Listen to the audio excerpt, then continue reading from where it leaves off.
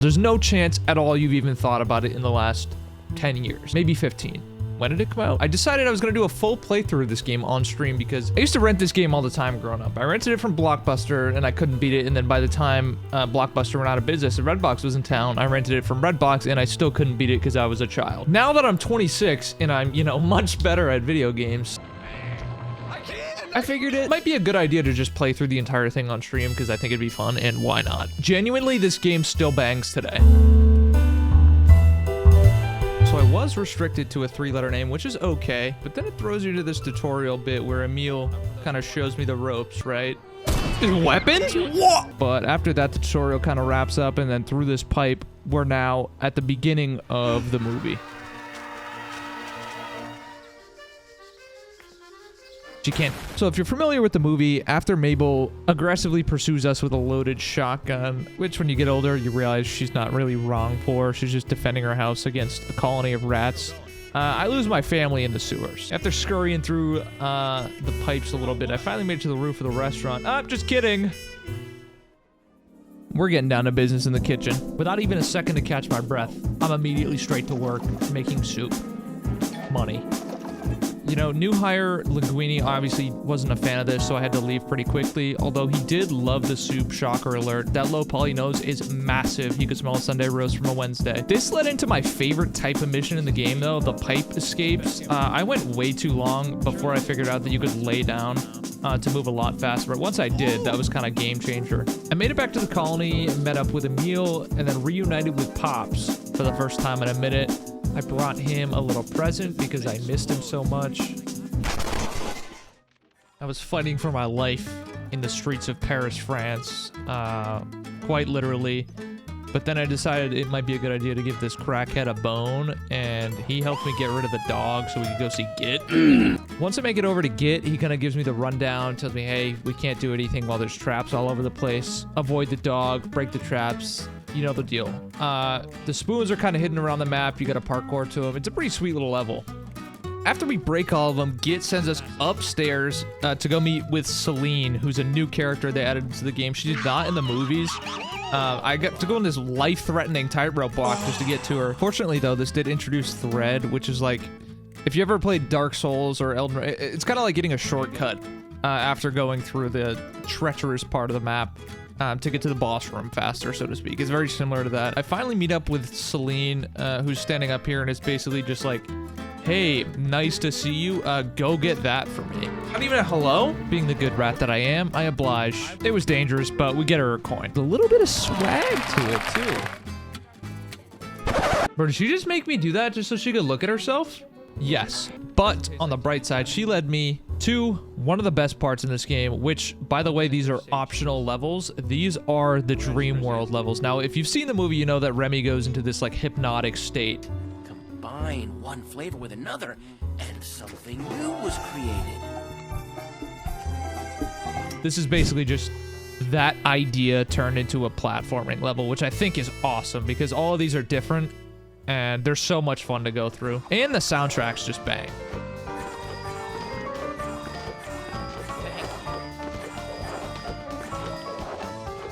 Oh my god, I'm flying too. Par for the course, I fell off, killed the vibe, and lost the level, but that's alright.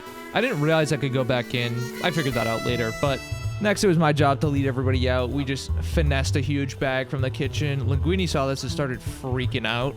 Relax. Linguini then proceeded to spin the block, and by spin the block, I mean just like tear shit up through the streets of France for no reason. It's kind of warranted, but at the same time, throwing chairs and glass bottles at the speed of light doesn't really feel like the best course of action, you know? I will say that one of the harder things with these chase levels is the camera. If you're sprinting, I learned later on that I shouldn't be, and I should just be moving at a normal speed. But this sequence is pretty nuts. I frame it. Hey! Oh my god, that was nuts. Linguini proceeds to eat absolute shit, and then we just kind of hit him with... I don't know. And then suddenly everything's just fine. Honestly, though, I don't care. I'm back on the slides, and these things fucking rule. Back home, I found this fella just trying to warm up a little bit, so I figured I'd bring him some heat, you know what I mean? I'm gonna cover my eyes a little bit. And I made it back to the kitchen. And so up until this point, the flow of levels and everything has been awesome.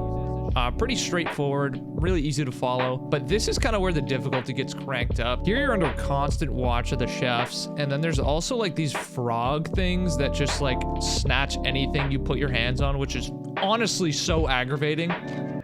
Yo. After dealing with the frog, I went up top and we're back to generally just a platforming level, which I think is so cool. The way they designed these levels combined with the wide range and like movement mechanics is actually pretty cool. This is a point in the game where we're trying to break into the storage closet and steal more food because, you know, we're rats. But in the meantime, salad, baby. Maybe I'm just out of touch, but calling this a salad I think is a little outlandish. There's a whole lot of meat, not a whole lot of lettuce. I'm no Michelin star chef, I don't know. Then we head over to meet the lovely Colette, and it's my job to peel these taters. If you couldn't tell, I crushed this aspect, like 10 out of 10. Colette loved it, obviously. Come on. Here, I'm still playing for both teams, so I probably should have worded that differently, but Git sends me on yet another perilous journey to just get my ass beat. Horst was my #1 op. Like, I was getting caught by other people, but I swear he has eyes in the back of his head. I just could not avoid this motherfucker. And I'm sure there were things I could do better, but this dude was a monster. After more deaths than I'd like to admit, I finally made it to the doorknob, which, like, you would think that the next step would be, I help pull the door open, but no, it's actually just this. But, like, I'm a chef. Like, that's, you know, that's part of the job. Except now we're baking a cake. Hey, what's up, guys? Anyways, no question. Next, we're on to salad, obviously, because order of operations here does not matter. Colette approved again. And then there was some platforming that I had to do to get the key. Then I had to bring it up to this guy from the alley again. He's kind of the brains behind this whole operation. And then for some reason, I was making another salad and then peeling more potatoes and then baking another cake. I'm at the point in the game now where the levels are kind of getting really repetitive. There's not really anything new. And it's like they read my mind and they gave me something new. We get to actually be Git and use like PGA mechanics to open the closet. Nice shot! And then we get this like arcade shooter style thing in the freezer. And then we get air traffic control type thing that we did before. Skinner is just in the background watching this all happen. Oh, just kidding. I make it to the first of a few Skinner chase missions. There's nothing that interesting about this one. It's kind of through the kitchen and Skinner just trashes the joint, but I break his ankles per usual. The chase scene was kind of underwhelming, but I do think it's pretty good that they followed it up with another slide level because these are just lights out. So good. Back at home, we're gonna meet up with Pops again. What's the job type thing. He's got another heist we gotta do. Except instead of angry chefs I'm gonna be running from, it's gonna be angry little French boys with lollipops. Wait a minute. Is that what I think it is? That's right. I stumbled onto a gem of a dream world. This was Pasta Persuasion, and I was determined to finish this one, even if it took every ounce of energy I had. And believe me, it would take a little bit of energy. Panic! Maybe a lot. I'm not including all the clips of me falling to this one specific fork, but the entirety of this run just depended on me getting past this point. This was huge. Just kidding. I hate spaghetti forks. Honestly, it was pretty smooth sailing after that, though. The level ended in the best way that it possibly could, and that was with a slide. Let's go. Dream world complete. Interesting. Who's in charge of this one? Because that's intentional. Then there was some more platforming, and my job was just kind of to knock food down, so it was in range of like the cart. Because this is all part of Pops' big heist plan. We're basically just running Mabel's pockets. Just look at this gluttonous bastard. More puzzles, and then Grand Theft Forklift. Then we piloted Seline for a little bit, doing some of these like pattern puzzles, which was pretty cool. And then Git helped us send Granny's suitcase, grocery bag into orbit, and then when it landed, Skinner was down there in full uniform for some reason. Wait, why is Skinner here? Incoming Skinner chase level part 2, except this one is far more significant than the last. This is because for some reason him and Granny are just violently fighting each other over who gets to kill me, I guess. Oh! I hit Skinner with the nastiest ankle break of the decade, and then skirted away through the pipes like an absolute demon. Like, I'm talking terminal velocity. Like, right here, I couldn't even help the fact that I fell off because I was moving too fast. That was unavoidable. Then it happened again, and I almost crushed my paper hat. I actually gave myself a little paper cut on my ear. In case you guys haven't been able to tell, I've cut out a lot of deaths in this game. This whole video was put together over the course of 3 separate streams, which were all about 2 to 3 hours long. So there was a lot of deaths and failures within this compressed version that you're watching. You guys are getting the good stuff, but there was a lot of bad. But we're back at the kitchen for some more platforming/puzzles. The goal here is to lure Skinner into the closet, and we do that by just smashing plates on the ground, I guess. Honestly, underrated mechanic in this game, I think, is being able to bring the canned food anywhere you want for that extra height, just to get somewhere. Now, Skinner, per usual, has fallen for the old bait and switch. He's stuck in the closet now. We got some more mouse traps to take care of, except this time we're doing it a little differently. We're just baiting out the crustaceans that are just sitting in buckets on the floor for some reason. I mean, you had to use a spoon on the last one, but I think it was great. Hey! Now, we're approaching the end game here, so stay with me, because it happens quick. Celine tells us that we gotta help Colette get the cookbook out of the office, but the only way to do that is to go through these little platforming levels in the back. I realized I lacked the vertical aptitude to reach the top shelf where the cookbook is, so I went back outside, make my way up, grab the umbrella, fly over to get the canned food, drop down with the canned food and bring it into the office to get myself that couple extra inches. Climb the filing cabinet, swing across the monkey bars, launch myself over to the bookshelf, and secure the recipe book. And once I was out, I kind of knew that recipe book is like the holy grail of the Ratatouille verse. Colette and Emile kind of give me the rundown. They're like, yo, Ego's out in the dining room. We got to save the restaurant quick. So I go through this like skill check and kind of just do a bunch of familiar puzzles. They just added little rat crews, which was kind of cool.